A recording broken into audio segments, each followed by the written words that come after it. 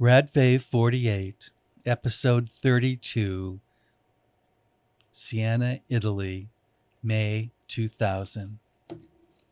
Hello, social media mites and mavens. James Homan here. Should anyone find themselves in a grieving situation, as I had, I can suggest only one thing: travel. I had tried dating a year after Harold died. The first was a friend of a friend, an actor from Boston who decided I was too chubby at 150 pounds. Another was a divorced corporate executive with an ex-wife in Philadelphia and 3 children, all living in New York City. I wasn't certain which intimidated me more, his having 3 children who were still very much a part of his life, or the fact that he sent a car and driver to pick me up before our dates. Well, neither gentleman gave me any or enough reason to change my plans to travel to Italy to scatter Harold's ashes in one of his favorite European cities, Siena. A theater friend of ours the year before had opened an interesting enterprise called Il Chiostro, or the Cloisters. This was a series of concentrated artistic efforts in painting, cabaret singing, cooking, watercolors, yoga, etc. And I noticed that a week of memoir writing was scheduled the end of May. This week included the anniversary of Harold's death, his memorial service, and all. Having accumulated 8 steno pads of notes and over 80 pages of emails throughout Harold's last 14 months, I thought enrolling in this seminar, which was overseen by a memoirist from San Francisco, would be a good opportunity for another kind of closure. It is where this book that you are reading or listening to was begun. Closing a door and opening a window perfectly describes this adventure. Although completely unexpected, it is totally true as written, and more than a little shocking. Enter Roberto and his comforting concept of the universe being a kind and generous force throughout life. It should be the next very successful gay-themed cinema drom-com, but now that Pee Wee Herman has died, who would play me?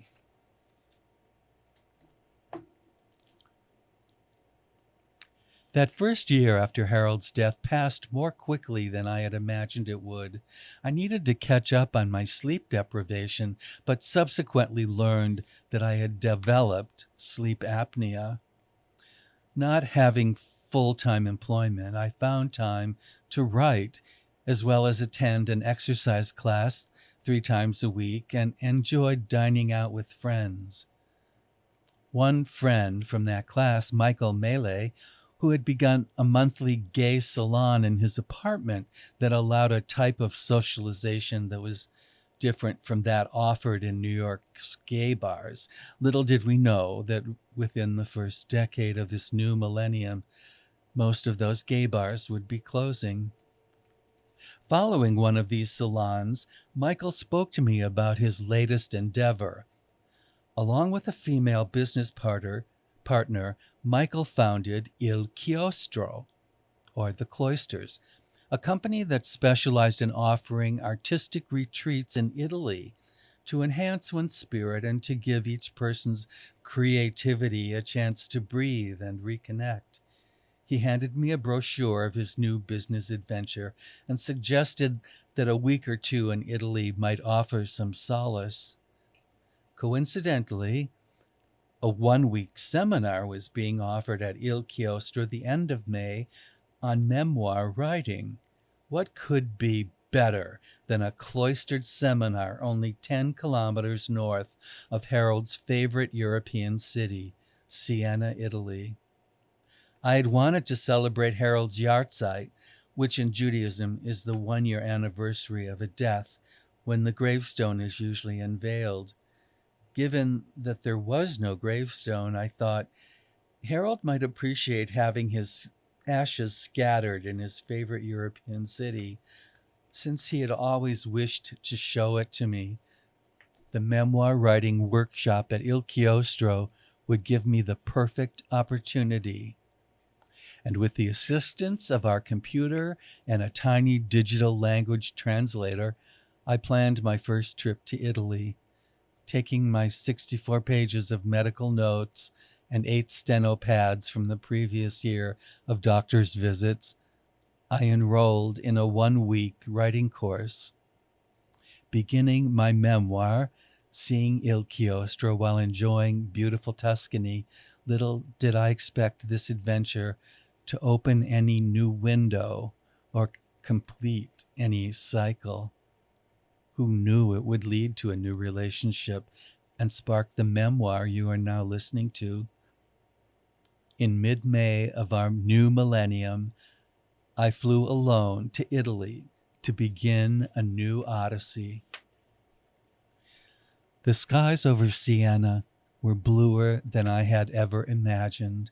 1 year, 1 week, and 1 day after Harold John Shepard's death, I found myself in a tour group walking through the winding streets of that medieval town. I quickly understood why Harold loved Siena. Stumbling along in silent awe, I wondered how Victoria, the elderly Sienese guide whose family still lived in the same home they had inhabited for over 300 years, managed to survive the treacherous irregularities of these circular cobblestone streets.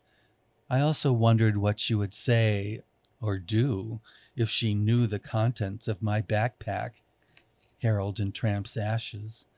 I had no idea that in Italy at the time, home of the Roman Catholic Church, the scattering of ashes was considered both sacrilegious and illegal. I could have been arrested. Naivete can sometimes be advantageous. With her colorful headscarf framing a timeless Etruscan face, Victoria led our group from the church of San Domenico, where the preserved head and finger of St. Catherine of Siena are displayed. We wandered through the Piazza del Campo, where the Palio di Siena horse race runs annually every July 2nd, and finally into Victoria's home Eagle District, winding up and around one last cobblestone corner. She concluded her tour by presenting Siena's crowning masterpiece, its Duomo. Inside the cathedral, Victoria informed us that construction to enlarge this magnificent edifice had been cut short in the early 1300s with the onset of the Black Plague. That pandemic had reduced the population of Siena from over 55,000 to fewer than 5,000 within a few years. She went on to explain that the Duomo's expansion was never completed, leaving the Sienese with a cathedral many felt was inappropriately sized for the predominance of this powerful Etruscan city-state. Outside the cathedral, Victoria pointed to an enormous marbled arch. It was a wall, the only remaining part of the construction effort to enlarge Siena's Duomo. Approaching the adjacent Museo Duomo, she indicated places in the pavement where the supporting pillars had been planned over 600 years earlier. Views of Siena from atop that wall would be well worth the climb, especially on this magnificent day, Victoria said, directing anyone interested to the entrance of the Museo Duomo. She assured the group that inside the museum, one could find a stairway leading to the top of that stone wall. Well, tour completed, I pressed a few thousand lire into Victoria's hand with a heartfelt "Mille grazie, signora," and scurried to the Museo Duomo. Roberto, my roommate from the memoir writing seminar, had accompanied me on this afternoon's tour. He had previously visited Siena and remembered the museum's stairway. He now guided me up the stone spiral staircase. At the top, we stepped out into and above an incredible panorama of the Tuscan countryside. The weather was perfection, although the wind velocity was more than a little surprising. Small and white cottony clouds spotted the beautiful blue horizon. Siena and its environs unfolded beneath us, not like unlike a rural patchwork quilt. The red-tiled rooftops below overlapped, reminding me of the spiraled scales on a sleeping reptile. The distant hillsides were accented with slim, dark verticals of cypress trees that swayed silently, as if fingers of a hand waving to the gods, not wanting to be forgotten. With almost reverential Auf Wiedersehens, the four German tourists who had been enjoying the view smiled goodbye as they departed, leaving Rob and I alone to execute my sacrilegious act. On this glorious day, high above a favorite city of the man with whom I'd shared my life for almost 15 years, I walked to the far corner atop the stone wall, while Rob stayed near the stair entrance, pouring Harold's ashes into a dark gray cone-shaped pile that pointed momentarily toward the heavens into which the winds would soon scatter them. While rubbing my fingers through his remains, I said goodbye. That Harold had loved Siena was easy to understand because the city was an incredibly beautiful reminder of the many operas and Shakespearean plays that he cherished. Now he would forever be a part of a city that validated his love of beauty, music, theater, and the past. Harold, no longer mine, was now a part of an historical, cultured aesthetic. Hearing what I thought might be bits of bone softly strike the rooftops below, I stood knowing that Harold would have approved of this goodbye and especially of the risk I had taken.